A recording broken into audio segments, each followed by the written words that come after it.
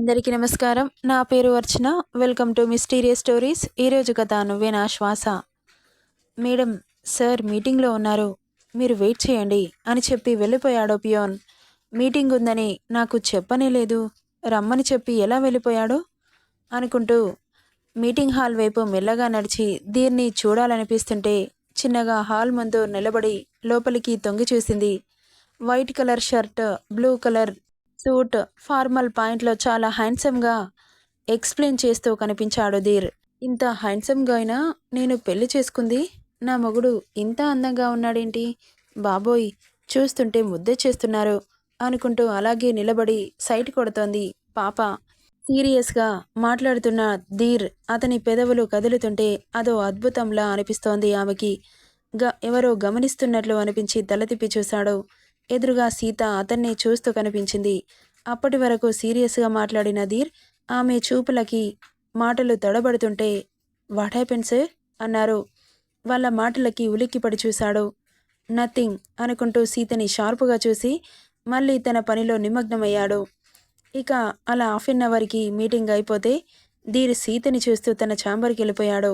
సీత ధీర్ చూపులకి ఉలిక్కిపడి అతని వెనకాలే వెళ్ళింది. ఏంటి, తినేస్తావా, అలా చూస్తున్నావు అన్నాడు ఆమెను దగ్గరికి లాక్కొని. నాకు తినేయాలనే ఉంది, మీరే కోపంగా ఉన్నారుగా అంటూ మూతి ముడిచింది.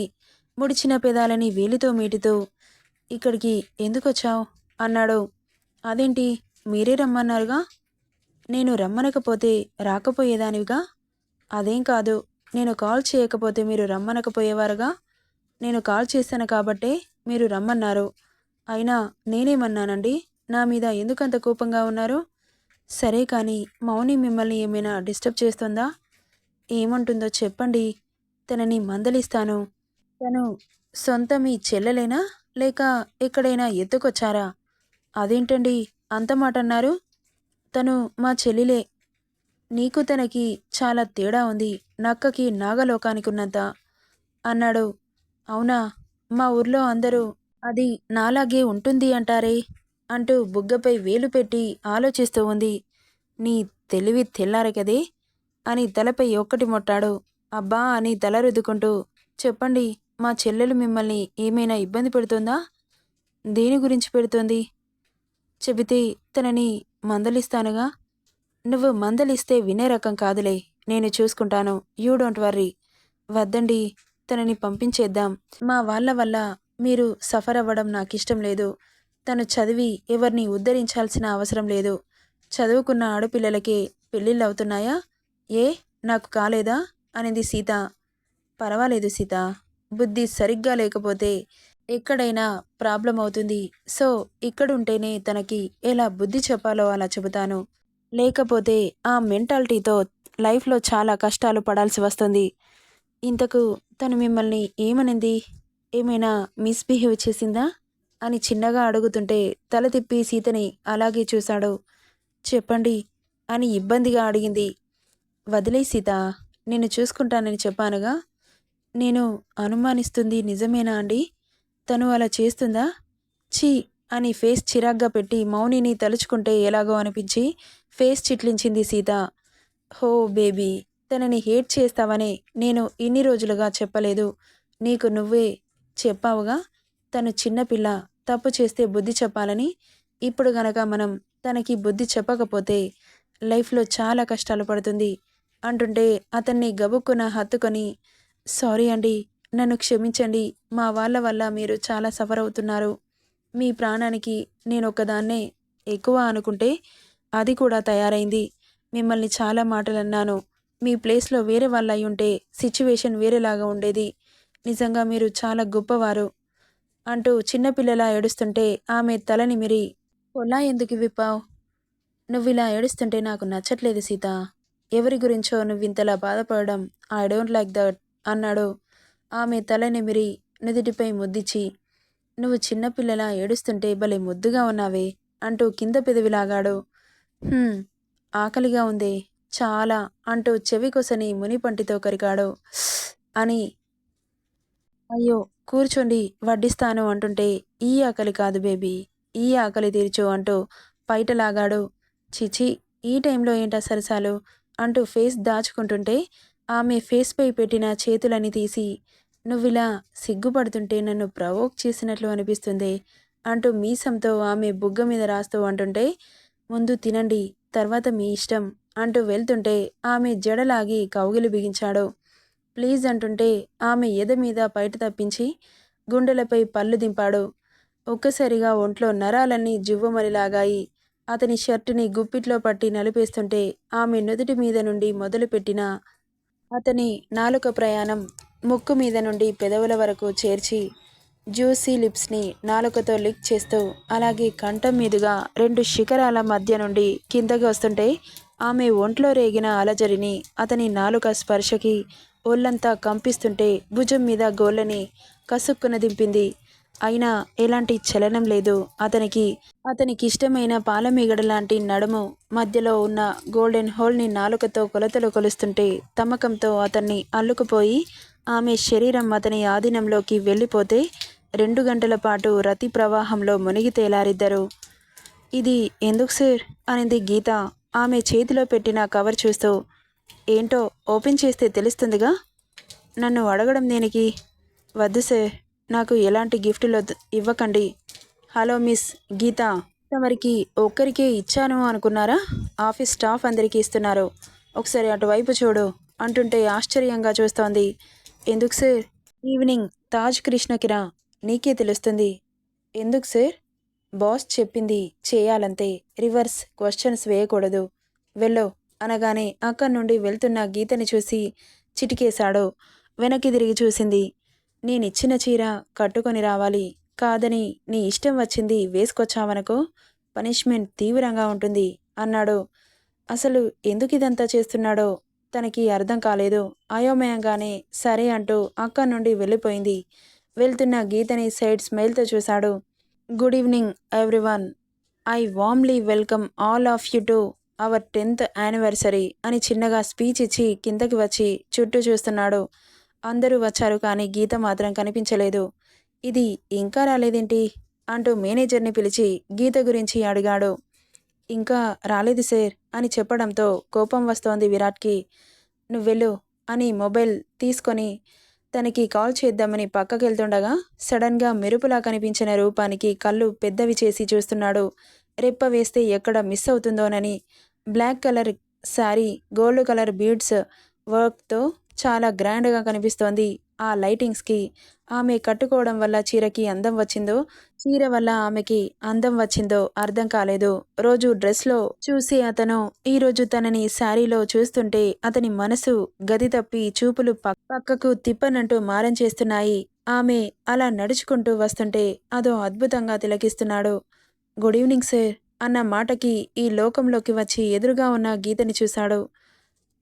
గుడ్ మార్నింగ్ గీత అన్నాడు తడబడుతూ.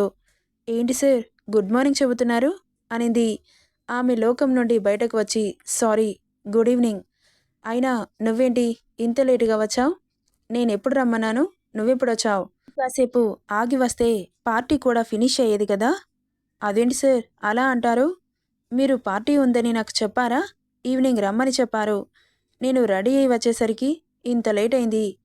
ఓహో, ఇదంతా మేకప్ వేసుకోవడం వల్ల లేట్ అయిందా? ఇంతకాలం నీ అందాన్ని మేకప్తో కవర్ చేశావా? నిజంగా అందంగా ఉన్నావేమో అని భ్రమపడ్డానే అంటుంటే, సార్ అసలు నేను మేకప్పే వేసుకోను అనింది రోషంగా.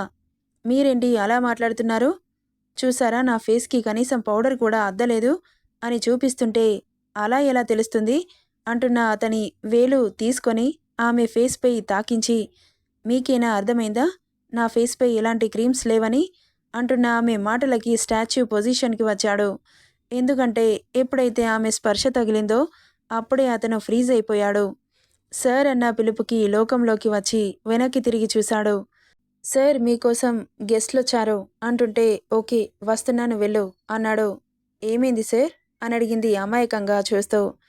చేసిందంతా చేసి ఆ ఫేస్ చూడు ఎలా పెట్టిందో అని గునుక్కుంటూ, టైం సెన్స్ లేదు నీకు, పద నాతో పాటు అని ఆమె చెయ్యి పట్టి అక్కడి నుండి లాక్కుపోయాడు. ఇక గెస్ట్లు రావడంతో వాళ్ళని పలకరిస్తూ అక్కడి నుండి వెళ్ళిపోతే గీత తన కో ఎంప్లాయీస్తో మాట్లాడుతూ కూర్చుంది. ఆఫీస్ గురించి స్పీచ్లో ఇవ్వడం అయిపోవడంతో పార్టీ స్టార్ట్ అయింది. మ్యూజిక్తో డ్యాన్స్ మొదలుపెట్టారు. గీత, విరాట్ మాత్రం దూరం దూరంగా కూర్చొని చేస్తున్న డ్యాన్స్ని చూస్తూ ఉన్నారు. విరాట్ చూపు ఎదురుగా కూర్చున్న గీత మీదే ఉంది. ఎవరో తనని అబ్జర్వ్ చేస్తున్నట్లు అనిపించి తల తిప్పి చూసిన తనకి ఎదురుగా విరాట్ కనిపించాడు. అతని చూపులు సూటిగా గుచ్చుతున్నాయి ఆమెకి. నన్నే చూస్తున్నారా? వేరే ఎవరినైనా చూస్తున్నారా? అంటూ అటూ ఇటూ చూసింది. ఎవరూ కనిపించలేదు. అందరూ డ్యాన్స్లో మునిగిపోయారు. సార్ ఏంటి అలా చూస్తున్నారు? మరి గుచ్చి గుచ్చి. బాబోయ్, నీ చూపులేంట్రా బాబు అంత షార్పుగా ఉన్నాయి. ఒక్క చూపుకే అల్లాడిపోయేలా. అలా చూడకరా, హార్ట్ స్కిడ్ అయ్యేలా ఉంది అనుకుంటూ తల పక్కకు తిప్పేసుకున్న అతని చూపులు మాత్రం ఆమెను తడుముతూనే ఉన్నాయి. తెలియకుండానే ఒంటి నిండా చెమటలు పట్టేశాయి. ఓ గాడ్, నాకేంటి ఇలా అవుతోంది? సార్కి నేనంటే ఇష్టమా, లేక క్యాజువల్గా చూస్తున్నాడా? వామ్మో, క్యాజువల్గా చూస్తేనే ఇంత హాట్గా ఉన్నాయి. అతని చూపులు కావాలని చూస్తే ఇంకెలా ఉంటాయో అనుకుంటూ అతని చూపుల బాణాలు తట్టుకోలేక పెరిగిన గుండెసడిని అదుపు చేసుకోవడం కోసం పక్కకెళ్ళిన గీత లోన్లీ ప్లేస్లో నిలబడి హమ్మయ్య అనుకుంది. అంతలో ఎవరో వచ్చినట్లు అనిపిస్తుంటే తల తిప్పి చూసిన ఆమెకి తన ఆఫీస్లో పనిచేసే కో ఎంప్లాయ్ ఒకతను కనిపించాడు. హాయ్ గీత అన్నాడు. హాయ్ సుదీప్ అనింది. మీరేంటి ఇక్కడికి వచ్చారు? అక్కడ పార్టీ జరుగుతుంటే అక్కడ బోరింగ్గా ఉంది, ఎందుకో ఉండాలనిపించలేదు, అందుకే ఇలా అంటుంటే గీత పక్కన వచ్చి నిలబడ్డాడతను. ఆశ్చర్యంగా చూస్తోంది గీత. గీత అని ఆమె చేయి పట్టుకున్నాడు. ఏయ్, ఏం చేస్తున్నావ్? వదులు అంటూ అతని చేతిని విసిరి కొట్టింది. ప్లీజ్ గీత, గొడవ చేయకు. చాలా రోజుల నుండి నీకో విషయం చెప్పాలనుకుంటున్నాను. ఏంటో అది అనింది చిరాగ్గా. నేను నిన్ను ప్రేమిస్తున్నాను.